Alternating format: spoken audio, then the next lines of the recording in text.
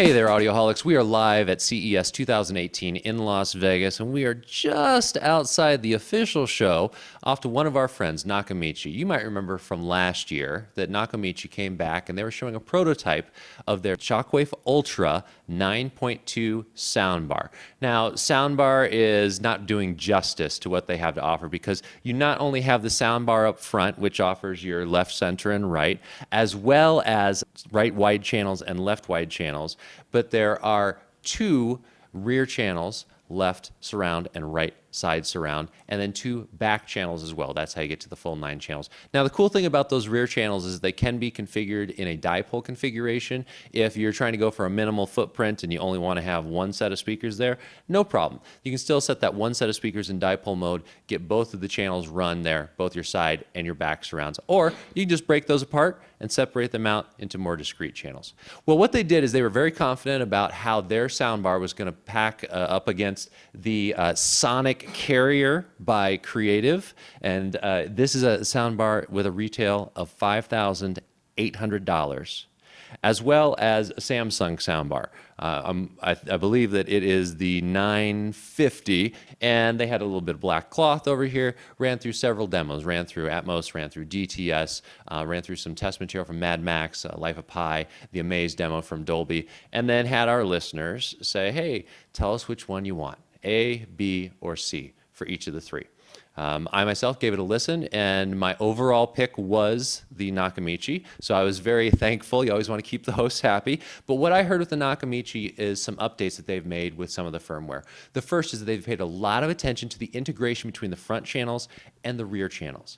Now, they'll tell you that the industry says people buying soundbars, they usually want these loud surround channels. I mean, if you pay extra for those discrete surround channels, you want to hear them on all the time. But you and I know, Audioholics, that's not how movies work. Those surround channels are supposed to be subtle. They're supposed to bring you into the moment because it feels like you're in the environment, not out of the moment because those bullets whizzing by your head are much louder than what's actually happening on the screen. And Nakamichi's gone out of their way to make sure that that's what they're able to do. Of course, if you want to have a little bit more juiced up rear channels, not a problem. You just pull out your remote, and sure enough, there's dedicated buttons for adjusting all the channel levels that surround you. Other things to take note of with the Nakamichi. Here in my experience, what I heard was that the Nakamichi has very authoritative bass, and that certainly comes from the fact that they have not one, but two wireless subwoofers.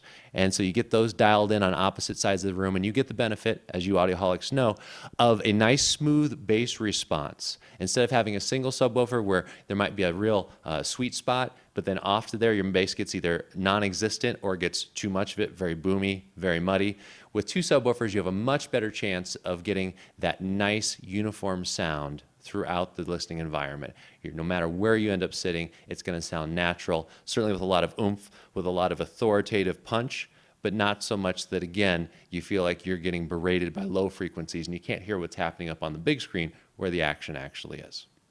So we're very excited to continue to get feedback on the Nakamichi ShockWafe Ultra 9.2. We're very excited to see more soundbars coming out for folks that might be a little bit limited in the amount of real estate they can put towards the front, but they still want that full home theater impact, actually getting some of those direct speakers to accompany the soundbar, and to get the subwoofers, not one but two subwoofers going with the soundbar.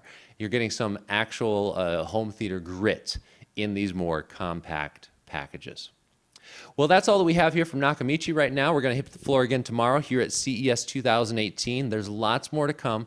Please stay tuned, and as always, keep listening.